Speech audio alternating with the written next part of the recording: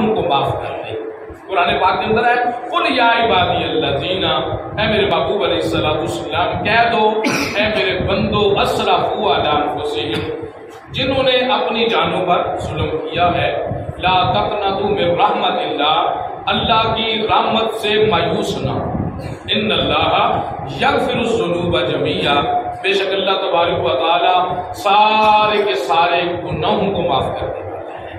تو مایوسی شیطان کا کام ہے، مایوس اللہ کی رحمت سے شیطان ہے۔ اس کے علاوہ مسلمان ہو تو اس کے لیے مایوسی کا درس نہیں بلکہ امید کا درس قرآن اور حدیث کے اندر موجود ہے۔ تو فرمایا کہ جائیے میں پروردگار عالم کی حضور مجھ سے جب بھی دعا مانگو میں دعا مانگنے والوں کی دعا کو قبول کرتا ہوں۔ فرمایا اذا دعانی، جب کوئی مجھے پکارتا ہے تو میں اس کی دعا کو قبول کرتا ہوں۔ تو اللہ تبارک و تعالیٰ نے یہ رات ہمیں عطا فرمائی۔ حضرت عمر بن عبدالعزیز رضی اللہ تعالیٰ عنہ، یہ شب برات کی رات تھی، تو عبادت کر رہے تھے محراب کے اندر۔ جب عبادت کر رہے تھے تو بعض اوقات اللہ تعالیٰ بندوں پر اپنے انعامات کا اظہار بھی فرماتا ہے۔ تو ایک سبز رکا آپ کے محراب میں گرتا ہے۔ جب آپ نے نوافل کو مکمل کر لیا تو آپ نے اس رکے کو دیکھا اور پڑھا، تو اس رکے کے اوپر لکھا ہوا تھا یہ رکا ایک برات نامہ ہے جو مالک عزیز ہے پروردگار عالم غالب ہے اس کی طرف سے عمر بن عبدالعزیز کے لیے ہے۔ یہ برات نامہ ہے کہ عبادت کرنے کی وجہ سے اللہ تبارک و تعالیٰ نے ان کی بخشش فرما دی ہے۔ تو بعض اوقات اللہ تعالیٰ اظہار فرما دیتا ہے تاکہ لوگ بھی اس رات کو ذوق کے ساتھ عبادت کریں۔ حضرت عمر بن خطاب رضی اللہ عنہ نے اس رات عبادت کی، ویسے آپ صاحب تقویٰ بھی تھے اور اتنے عادل بادشاہ کے حکمران تھے، اور باقی اعمال بھی تھے، آپ کی زہد و تقویٰ بڑا تھا، اللہ کو یاد کرنا تھا، باقی مخلوق کے خدا بھی بڑے مہربان تھے۔ لیکن جو برات نامہ آپ کو ملا وہ یہ تھا کہ محراب میں شب برات کی رات نوافل ادا کرتے ہوئے اللہ کی طرف سے جہنم کی آزادی کا پروانہ جاتے ہیں۔ اس وجہ سے اس اللہ کی رحمت سے انسان مایوس نہ ہو۔ ہم اگر دیکھیں نا تو بڑے بڑے گناہگار لوگ جب اللہ کے حضور معافی مانگتے رہے، رب تعالیٰ نے اپنی رحمت کے دریا ان کے اوپر کھول دیے تھے۔ حضرت فضیل بن عیاض رضی اللہ تعالیٰ عنہ، ان کا بہت بڑا مقام اور رتبہ ہے، جو علماء ہیں اور جو اللہ تعالیٰ کے ولی ہیں ان کے اندر ان کا بہت اعلیٰ مقام ہے۔ لیکن اگر آپ ان کو پہلے پڑھیں، پہلے دیکھیں تو یہ بہت بڑے ڈاکو تھے اپنے علاقے کے، اور ان کا بہت بڑا ایک جو ہے یہ سرگنا وجود تھا، اور یہ لوگ ڈرتے تھے، اور لوگ اپنے بچوں کو فضیل بن عیاض کا جب نام لیتے تو بچہ روتے ہوئے چپ کر جاتا، اتنا ان کا ڈر اور خوف ہوا کرتا تھا۔ لیکن جب حضرت فضیل بن عیاض نے توبہ پکی کر لی تو اس وقت اللہ تعالیٰ کے حضور گڑ گڑاتے ہیں اور لوگوں کا لوٹا ہوا مال واپس کر دیتے ہیں۔ اور ایک شخص کہنے لگا، وہ اہل کتاب میں سے تھا، وہ کہنے لگا فضیل بن عیاض میں نے تمہیں معاف نہیں کرنا، میری دو شرطیں ہیں۔ حضرت فضیل بن عیاض رضی اللہ تعالیٰ عنہ نے کہا میں نے صاحب سے معافی مانگ رہا ہوں، مال بھی واپس کر رہا ہوں، تو تم بھی مجھے معاف کر دو۔ وہ کہنے لگا میں نے دو شرطیں جب تک میری پوری نہیں ہوں گی اس وقت تک میں نے تمہیں معاف نہیں کرنا۔ ہم نے کہا اپنی شرطیں بتاؤ، میں کوشش کرتا ہوں۔ اس نے پھر کہا کہ یہ ایک پہاڑ ہے اور بہت بڑا ٹبا ہے، اس کی مٹی اٹھا کے تم دوسری طرف رکھ دو، جب دوسری طرف رکھو گے تو پھر میں دوسری شرط میں تمہیں بتاؤں گا، پھر میں توبہ کے بارے میں، معافی کے بارے میں سوچوں گا بھی۔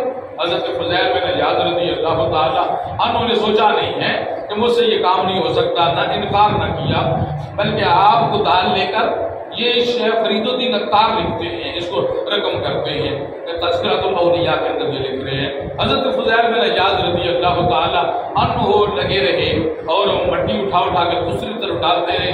اچانک آندھی آتی ہے اور اس نے مٹی ساری کی ساری اٹھا کے دوسری طرف منتقل کر دی۔ اب منتقل ہو جاتی ہے تو آپ نے کہا کہ اس سے اہل کتاب سے تیری دوسری فرمائش کیا ہے، شرط کیا ہے؟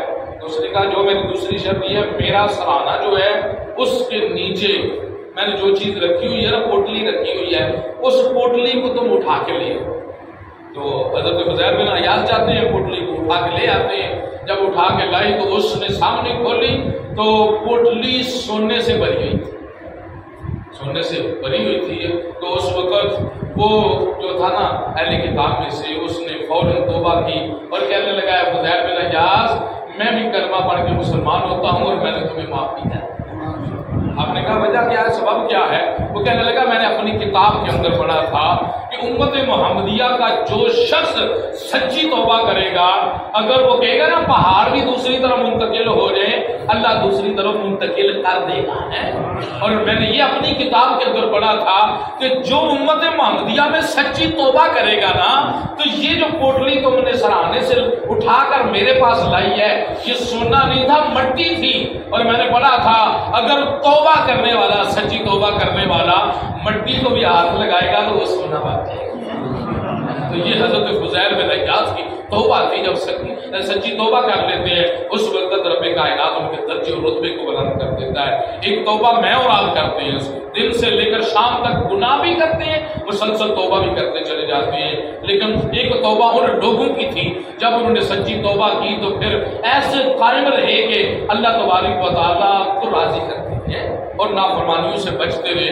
حضرت بشر حافظ کا اسی طرح تذکرہ آتا ہے، یہ توبہ سے پہلے کوئی عام شرابی بھی نہیں تھے، بہت بڑے شرابی تھے، ان کا اپنا میخانہ تھا اور اس کے اندر شراب پیا کرتے تھے اور مست رہتے تھے، مست الست رہتے تھے شراب خانے کے اندر۔ لیکن یہ ہوا ایک دفعہ گزرتے ہوئے چلتے ہوئے انہوں نے دیکھا پروردگار عالم کا نام موجود ہے، بسم اللہ الرحمن الرحیم لکھی ہوئی ہے، تو انہوں نے کیا کیا، انہوں نے اس رکے کو اٹھایا، اٹھا کر کہا تیرا یہ مقام نہیں بلکہ تیرا مقام بہت بلند ہے۔ اس رکے کو انہوں نے اوپر رکھ دیا خوشبو لگا کر، اور پھر میخانے جب چلے جاتے ہیں اس وقت رب کائنات کی طرف سے ان کو سلام آتا ہے۔ ایک شخص دروازے پہ بلاتا ہے کہ تمہیں یہ بلایا جا رہا ہے بشر حافظ کو، کہنے لگی میں تو نشے کے اندر مست ہوں، تو کیا کام ہے؟ تو دروازے پہ آنے والے نے کہا کہ اللہ کا پیغام ہے کہ رب کائنات تمہیں سلام بھیج رہا ہے۔ حضرت بشر حافظ نے سلام کا جواب دیا تو باہر نکلتے ہیں، کہنے لگے واہ پروردگار عالم کتنی شان ہے، میں ساری زندگی نافرمانیاں کرتا رہا لیکن تیرے نام کا ادب کیا ہے تو تم نے مجھے سلام بھیج دیا ہے۔ تو اس وقت حضرت بشر حافظ نے جب توبہ کر لی، سچی توبہ کرتے ہیں، بس اب گناہوں سے توبہ، شراب ختم کر دی اور میں خانے میں آنا ختم کر دیا اور جنگلوں میں نکل کر عبادت کا سلسلہ شروع کر دیا۔ اللہ نے اب ان کا کیا تھا احترام، انہوں نے کہا کہ میرے جوتا پنی تھا اس کے نیچے اللہ کا نام آیا ہے، لہذا میں نے کبھی آئندہ جوتے پہننے نہیں ہیں۔ انہوں نے جوتے پہننے چھوڑ دیے۔ رب کائنات نے اس رستے کے جانوروں کو حکم دیا جہاں سے میرا فضیل گزرتا ہے تم نے کبھی گوبر اور پیشاب نہیں کرنا ہے۔ اس طرح رب کائنات عزت ان لوگوں کی جو ہے ان کے جانوروں کے دلوں کے اندر بھی عزت ڈال دیا کرتا ہے جو سچی توبہ کرتے ہیں۔ اللہ تبارک و تعالیٰ کی رحمت کے دروازے کھلے ہوئے ہیں۔ حضرت عبداللہ بن مسعود رضی اللہ تعالیٰ عنہ کے پاس ایک شخص آ گیا نا اور آ کر کہنے لگا جناب میں نے ایک گناہ کیا ہے تو کیا میری توبہ قبول ہو جائے گی؟ کیا رب کائنات مجھے معاف کر دے گا جو میں نے گناہ کیا ہوا ہے؟ حضرت عبداللہ بن مسعود رضی اللہ تعالیٰ عنہ نے منہ دوسری طرف کیا، پھر اس طرف آپ نے منہ کیا تو آپ کی آنکھوں سے آنسو بہ رہے تھے۔ آپ نے کہا سوال کرنے والے کہ تیری توبہ قبول ہوگی کہ نہیں؟ یاد رکھ اللہ تبارک و تعالیٰ نے جنت کے 8 دروازے بنائے ہوئے ہیں، وہ جنت کے 8 دروازے کبھی کھلتے ہیں کبھی بند ہوتے ہیں، لیکن رب تعالیٰ نے ایک توبہ کا دروازہ بھی بنایا ہوا ہے، توبہ کا دروازہ کبھی بند نہیں ہوتا۔ اس وجہ سے انسان جو ہم سے گناہ ہوتے رہتے ہیں، شب و روز گناہ ہوتے ہیں، ہماری زندگیاں گناہوں سے بھری ہوئی، ہمارے باطن گناہوں کے ساتھ آلودہ ہو چکے ہیں، لیکن یہ شب برات کی راتیں اللہ تعالیٰ نے اس وجہ سے عطا کر دی تاکہ امت محمدیہ گڑ گڑائے، سجدوں میں جائے، معافی مانگے، پروردگار عالم کے حضور روئے تاکہ اللہ تبارک و تعالیٰ انسان کے سارے گناہ معاف کر دے۔ اللہ میں عذاب نہیں دینا چاہتا اس امت کو، اللہ اس امت کے اوپر فضل اور کرم کرنا چاہتا ہے۔ حضرت عبداللہ بن سلام رضی اللہ تعالیٰ جو پہلے یہودی تھے پھر مسلمان ہوئے، تو حضرت عبداللہ بن سلام کہتے ہیں، امام غزالی نے لکھا ہے ان کے بارے میں کہ یہ کہتے ہیں میں نے نبیوں اور مرسل سے سنا ہے اور میں نے پہلی کتابوں کے اندر پڑھا ہے، بندہ جب گناہ کر لیتا ہے نا اور گناہ کرنے کے بعد شرمندہ ہوتا ہے، نادم ہوتا ہے، پچھتاتا ہے، اللہ کے حضور گر گڑاتا ہے اور معافی مانگتا ہے اور نادم ہوتا ہے تو اللہ تبارک و تعالیٰ آنکھ جھپکنے سے پہلے اس بندے کے گناہ کو معاف کر دیتا ہے۔ اللہ تبارک و تعالیٰ اتنا مہربان ہے اور فضل اور کرم کرنے والا ہے۔ امام غزالی لکھتے ہیں بعض عارفین کا قول یہ ہے ایک بندہ ایک گناہ کرتا ہے اور بعض اوقات اس پر نادم ہوتا ہے. انہوں نے بتایا کہ شیطان جب اس نے گناہ کرا دیا تو بندہ نادم ہوا، نادم اور شرمندہ اس گناہ پر ہوا. رب کائنات نے اس گناہ پر شرمندہ ہونے کی وجہ سے اس بندے کو بخش کر جنت میں داخل کروایا. اب شیطان بڑا پچھتایا، کہنے لگا کہ میں نے اس گناہ کیوں کرا دیا، گناہ نہ کراتا تو یہ شاید وہ جنت میں داخل نہ ہوتا، لیکن گناہ کرایا. لیکن اس بندے نے سچی توبہ کی جس وجہ سے یہ شخص جنت کے اندر داخل ہو گیا. تو دوستوں اس وجہ سے یہ رات کو غنیمت جانو، جو نوجوان بھی ہیں اور دوست احباب ہیں، بزرگ ہیں، اس رات کو عبادت کے اندر گزارنے کی کوشش کرو. ایک شخص تھا بنی اسرائیل میں 20 سال تک گناہ کرتا رہا، پھر اگلے 20 سال پہلے 20 سال نیکیاں کرتا رہا، نیک اعمال کرتا رہا، نماز پڑھتا رہا، ذکر و اذکار نوافل ذکر ادا کرتا رہا، لیکن اگلے 20 سال تک وہ گناہوں کے اندر مصروف رہا.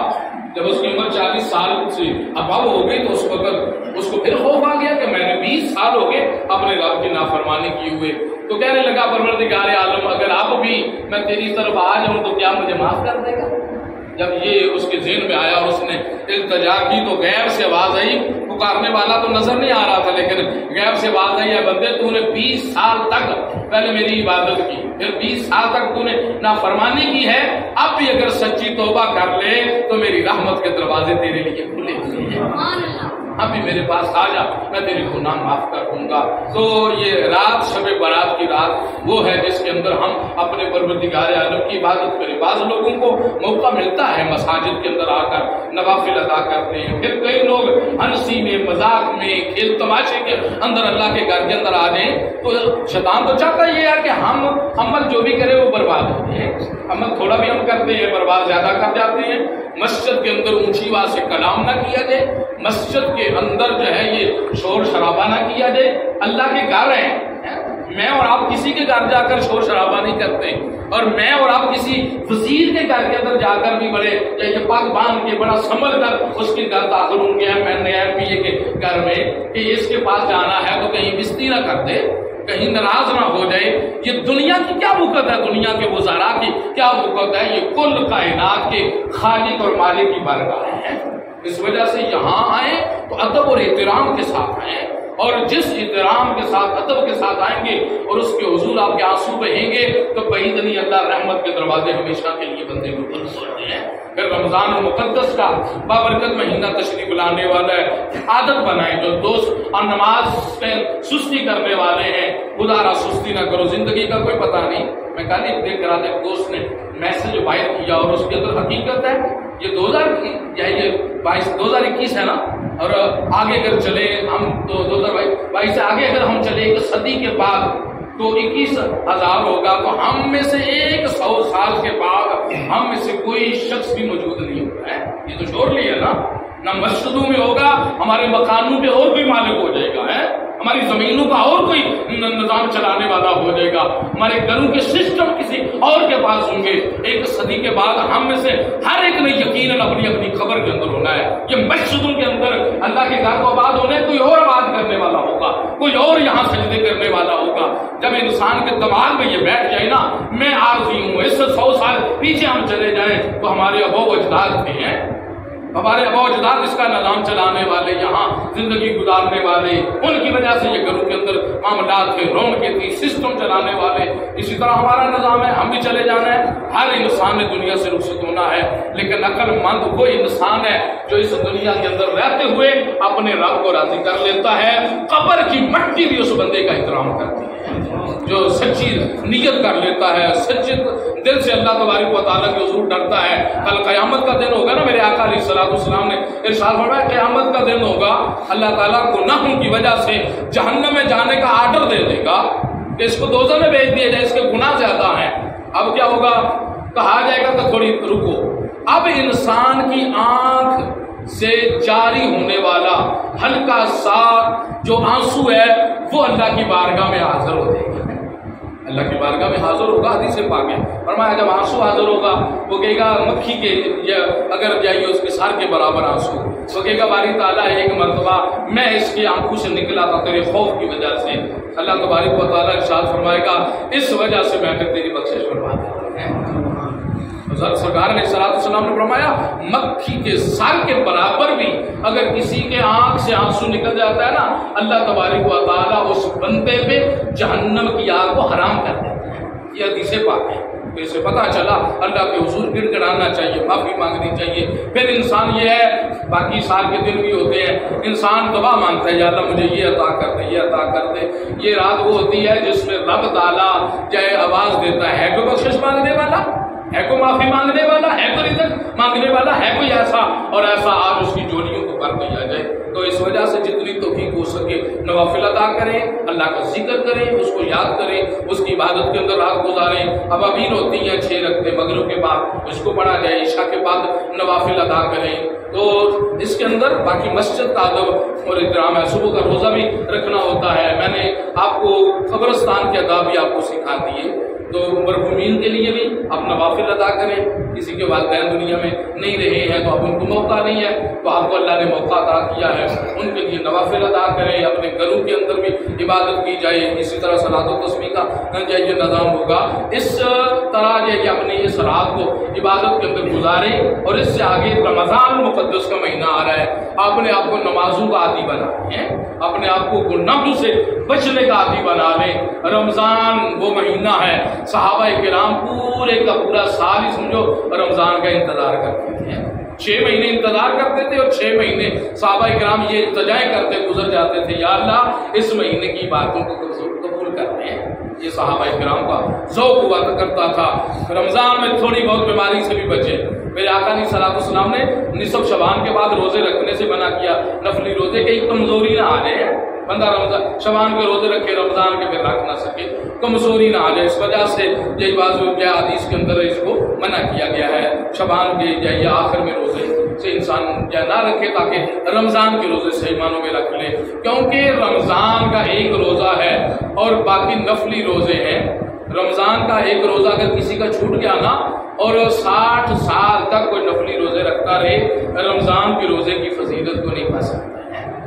اور رمضان کے بعد اوقات کیا ہمارے بزرگ دوست کیا کرتے ہیں، لوڈو لگا لی ہیں، کہیں موبائل پہ لگا لیتے ہیں۔ ابھی کچھ دن پہلے میرے پاس ایک عورت آئی، تو میں نے کہا کیا تمہارا کیا ہوتا ہے جب تم فارغ ہوتی ہو؟ تو تسبیح بیان کیا کرو، درود پاک پڑھا کرو۔ تو کہنے لگی کہ صاحب فارغ ہوتی ہوں تو میں، حالانکہ اس کی عمر 50 سے اوپر تھی، کہنے لگی میں تو گیم لگا لیتی ہوں تاکہ میرا ٹائم اچھا گزرے۔ دوستو یہ ہمارا بڑی وہم ہے، ہم لوگ ٹائم گزارنے کے لیے بعض اوقات کیا ہے کسی جگہ بیٹھ جاتے ہیں، ہوٹلوں پہ بیٹھ جاتے ہیں، گیموں کے اڈے پہ بیٹھ جاتے ہیں، ہمارا ٹائم گزر جائے۔ ٹائم تو گزر رہا ہے، اس میں آپ نے گزارنا کیا ہے؟ ٹائم تو ایک ایک منٹ بڑا قیمتی گزر رہا ہے۔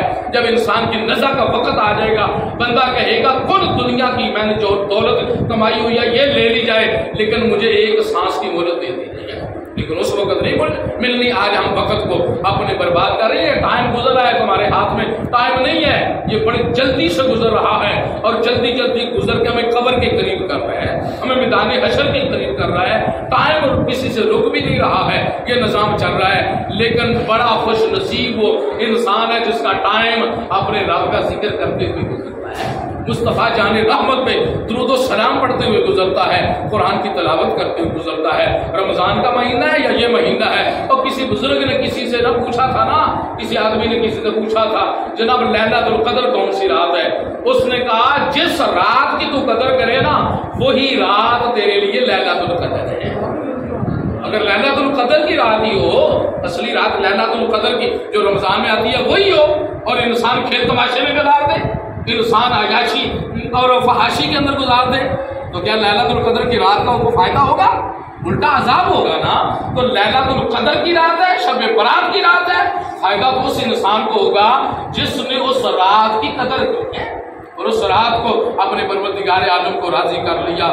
نماز کی پابندی ہے، بعض لوگ رات کو جو ہے یہ نوافل ادا کرتے رہتے ہیں اور فجر ٹائم جماعت کے ساتھ نماز نہیں پڑھتے۔ بڑی یعنی سب سے زیادہ ذمہ داری یہی ہوتی ہے انسان باجماعت نماز ادا کرے۔ جڑا بندہ عشاء کی نماز باجماعت پڑھ لے، حدیث پاک ہے اس کو آدھی رات عبادت کرنے کا ثواب ملتا ہے۔ فجر کی نماز باجماعت پڑھ لے تو پوری رات نوافل ادا کرنے کا ثواب ملتا ہے۔ اس وجہ سے نوافل بھی ادا کرنے ہیں، لیکن اس کے ساتھ ہماری نماز فجر یہ قضا نہیں ہونی چاہیے، رہنی نہیں چاہیے۔ کہیں ادھر ہی رہ کر مسجد کے اندر رہ کر تکبیر اولا فوت ہو جاتی ہے. تو ان چیزوں کی قدر کریں. تکبیر اولا کا جتنا اجر و ثواب ہے کائنات کی اتنی چیزوں کے میں سے اس کی کوئی قدر اور کسی چیز کی نہیں ہے. سب سے زیادہ اجر و ثواب اس کا ہے. حضرت امام ابو امامہ حاضر ہوئے تھے نا سرکار کی بارگاہ میں, تو بڑے پریشان. کہا کیا وجہ, کیوں پریشان ہو؟ کہا یا رسول اللہ میرے اونٹ گم ہو گئے ہیں. میرے آقا علیہ السلام نے کہا شاید میں سمجھا تھا ہو سکتا ہے تمہاری تکبیر اولا بہت ہو گئی ہے. یا رسول اللہ اس کا اتنا اجر ہے؟ آقا علیہ السلام نے فرمایا دنیا جہاں اور اس کے اندر ہر چیز سے بہتر تکبیر اولا ہے. اللہ پاک عمل کی توفیق بنا.